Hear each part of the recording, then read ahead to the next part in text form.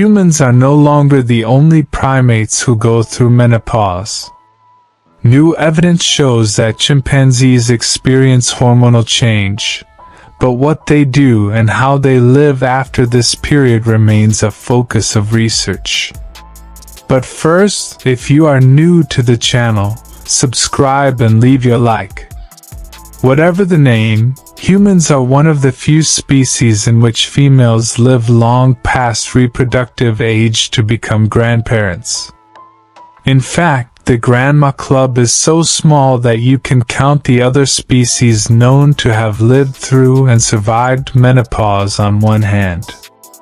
They include killer whales, short-fin pilot whales, narwhals, beluga whales, and false killer whales. But a landmark new study confirms that at least one chimpanzee population can now be added to the elite list. The discovery is the result of 21 years of observation of the Ngogo community of wild chimpanzees in Kibale National Park in Uganda, Africa. Well, that and collecting a lot of chimpanzee urine from the treetops. What we do is cut down a small tree that has a nice Y on the end. Then we put a very thin plastic bag over it, says Kevin Langergraber, a primatologist at Arizona State University and senior author of the study published today in the journal Science. You just hope there isn't too much splash, he says with a laugh. Although the circumstances may seem silly, the study of the urine of 66 Ngogo women, aged between 14 and 67, showed that their hormone levels changed after reaching the age of 50, confirming that they were in menopause. It's interesting to note that 50 is also the age at which many people begin to go through menopause.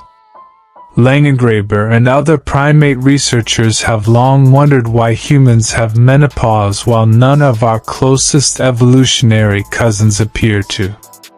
It's really cool to finally see this piece of the puzzle come together, says Catherine Hobater, a primatologist at the University of St Andrews in Scotland who also studies chimpanzees in the Bidando Central Forest Reserve in Uganda but who was not involved in the new study. Suitable conditions for menopause. So why did menopause take so long to be discovered in chimpanzees?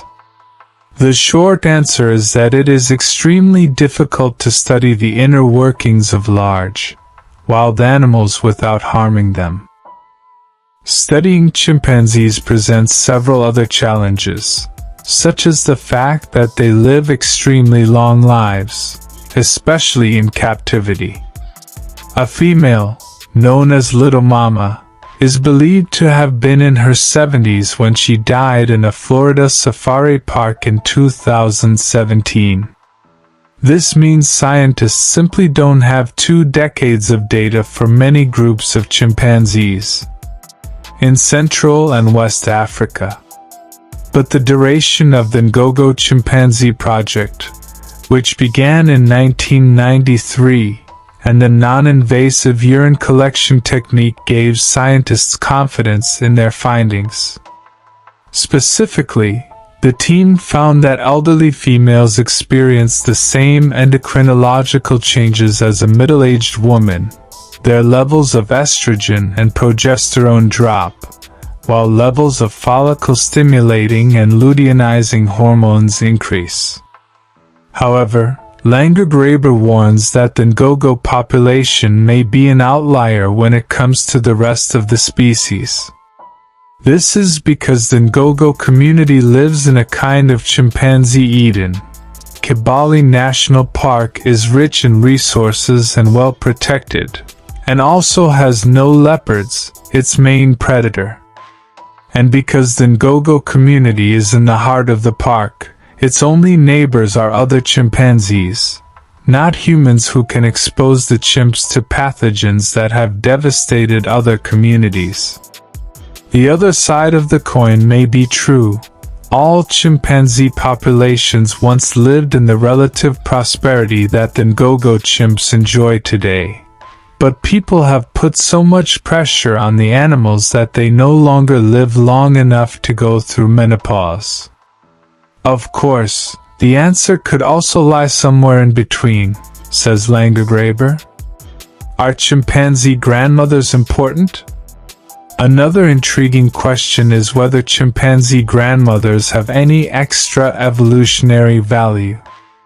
After all, researchers have demonstrated in humans that the presence of a living grandmother can pass on benefits to grandchildren through things like providing extra food and childcare, something Ninny and Grandma Pickles do in my own family.